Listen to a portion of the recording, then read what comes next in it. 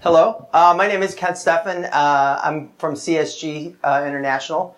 For those of you who don't know CSG, we do a lot of the systems for the cable companies, the telcos, the mobile companies, kind of across their whole back office. So we help them monetize their content and have for a bunch of years.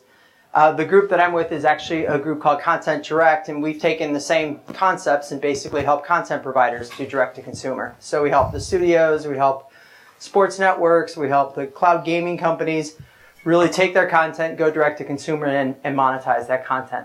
So I'm coming from this a little bit different from where Jeff is as a content provider. I'm much more on the distribution side, and the lines are blending. The providers are starting to become distributors, and the typical distributors are continuing to evolve their services to be able to monetize the content. So I really wanted to look at three key areas. One is kind of how this value chain has been disrupted over the last 2 or 3 years. Another one is from the service provider perspective, the whole identity crisis. We talked a little bit about it this morning from a recommendations and preferences perspective, but it really is kind of a fundamental change in the way distributors look at the people that they're selling to, and then really how this whole services from the cloud starts to impact the services. So back in the good old days, we either got our content from service providers or from retailers. Shiny discs or things on our TV, and the device manufacturers were suppliers to those folks. So they'd create mobile phones and set-top boxes, and there was a whole bunch of different types of content that would go through that pipeline.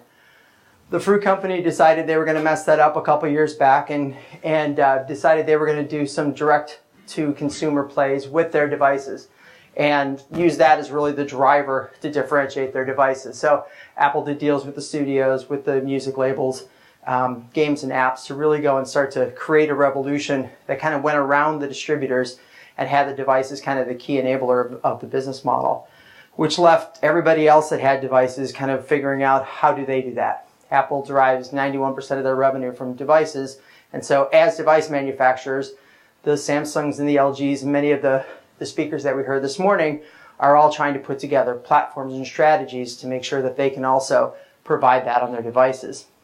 The sports leagues figured out pretty quickly that although they can make a ton of money through the service providers, they can also do a lot directly. So MLB, NFL, UFC, most of the three-lettered sports leagues now have a direct-to-consumer offering where you can get pay-per-view and you can get archived content through the service providers or through just about any device that's out there today, and they're making a pretty good run at that.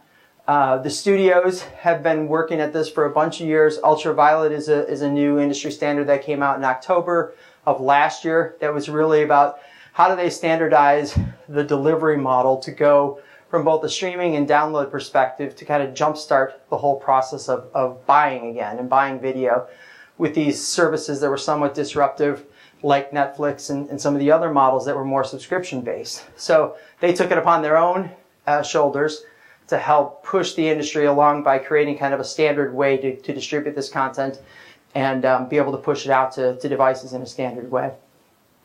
The retailers obviously wanted to continue to dominate. Disc sales continued to fall, and so they did things like Walmart buying Voodoo that then got put onto 85 different devices that are the devices that they sell, and have done content deals with the studios to go distribute that, to try to stimulate that whole environment from the retailer having control of the distribution pipe.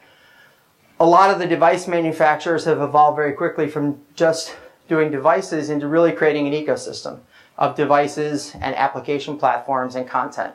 So bringing those things together because they know that allowing other people to innovate on top of that platform is what is going to drive innovation very quickly. And so you're seeing a lot of these ecosystems coming together with the game consoles, the Google TVs, and things like that are really about building a platform for innovation that can differentiate their device or their service and be able to drive content over the top of it.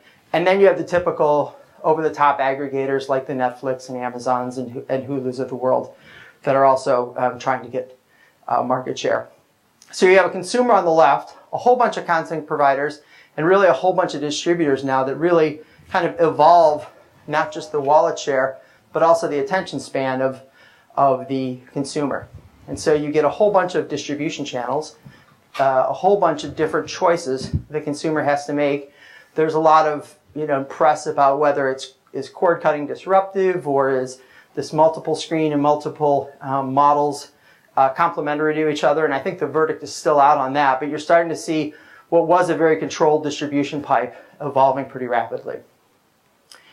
If you look at the service providers, the MSOs, the satellite companies, the telcos, in the past, they've been driven from Wall Street by their ARPU, how big their network is and how many homes it passes. And basically, the incremental steps to driving more revenue were adding more big services. So first it was voice, and then video, and then data, and bringing those things together with different margins. A lot of the systems were built really around past homes and about a billing account and what's controlling the network, the devices that you have on there. And a lot of the value that they had was they had a great customer relationship. They had a billing relationship with these customers that really locked the customers into consuming services through their platform. As we've heard a lot through this conference, that model's shifting a lot. It's not about selling content to households, but individual people are consuming their content on their devices, kind of on their terms. And so you have the identity challenge of who is this person and how do they authorize themselves. You've got their devices that start to become registered to individual devices or individual consumers and personalized that way from a content perspective. Everybody wants to own your identity, so you've got a Facebook identity, an ultraviolet identity, a Xbox Live identity, an Apple identity, and linking all of those things together when you're on those ecosystems back to who this person is a complex task for consumers, but something that you can actually drive a lot of value at if you can drive the analytics over the top of all those different identities. Paying is kind of an important part of it, and with the service providers, it used to be about the bill. Obviously, with a lot of the more on-demand platforms, credit cards and debit cards are the preferred way of paying, and it's much more impulse purchasing than it is about billing at the end of the month and tallying things up. We're seeing a lot more innovation around stored value cards, giving your kids a $5 allowance that automatically gets recharged with your credit card every month that only they can spend against, gift cards that are both electronic as well as at the end of the aisle at the pharmacy, loyalty points to drive affinity and drive community participation. Actually putting charges on the cable bills and on the mobile bills is also something that is relevant. And then all the ecosystems are now creating their own wallet system, their own currency. When you're on Apple and you're purchasing content, you need to use the iTunes wallet. When you're on Facebook and you're doing digital, you need to use Facebook credits. And so as these platforms are starting to build up, they are creating their own currency. It used to be about choice. Now it's kind of being dictated by the ecosystem. And so you start to get this bifurcation of how people are paying.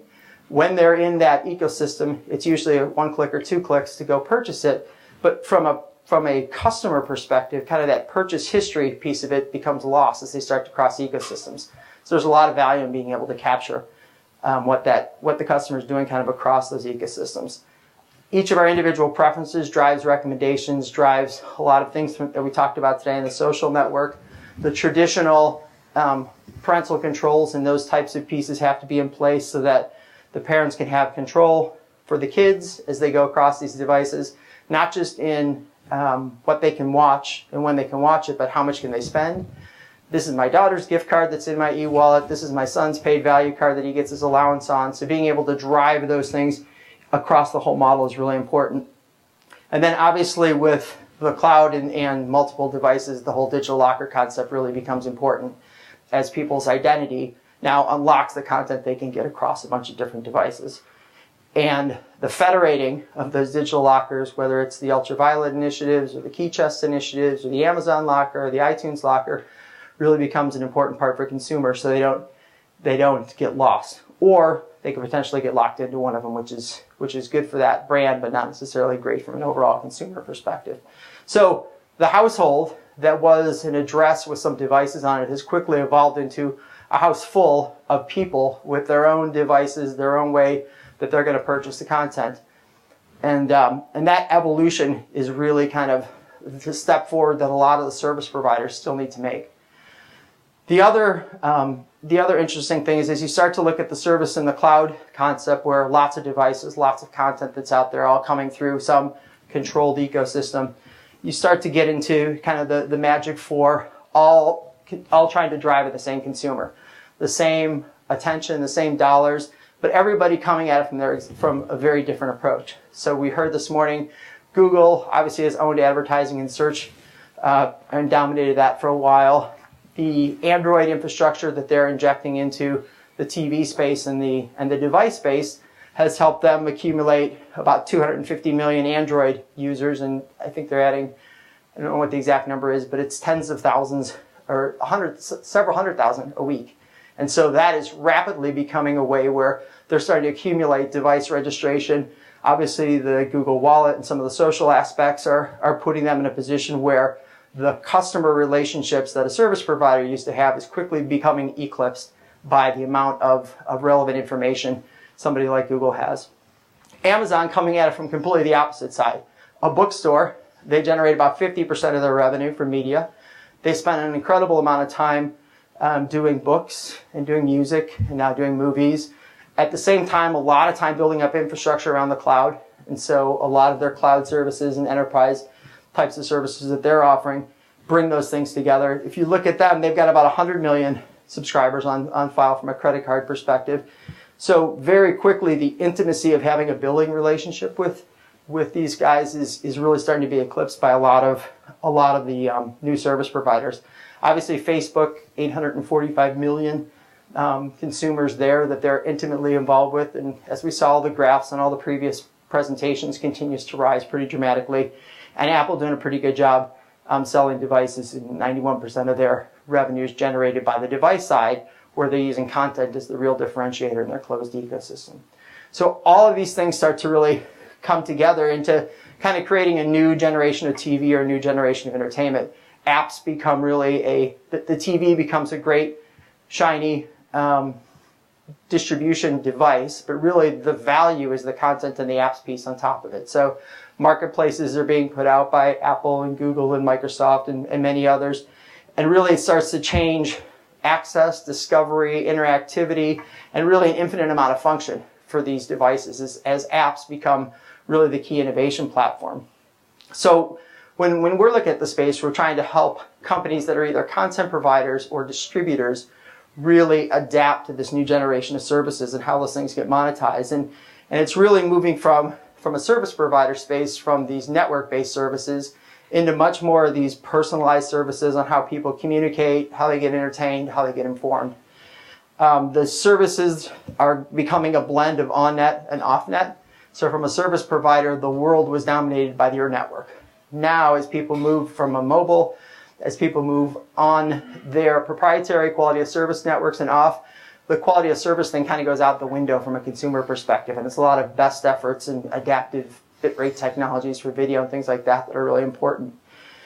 And the service has got to be easy to use. I think we saw some slides this morning where if a consumer has to do too much to configure it, they're not going to use it. They're not going to get the true value, even if it's a really, really great service. So making them personalized, making them very easy to use, and really from a selling perspective, selling to the consumers in the home, not necessarily the house itself or the past home in a cable and telco world. And you're starting to see a lot more of the content and services are going to follow the users, not the other way around. So it's not, are you on this device, are you on that device, because the content itself is becoming ubiquitous.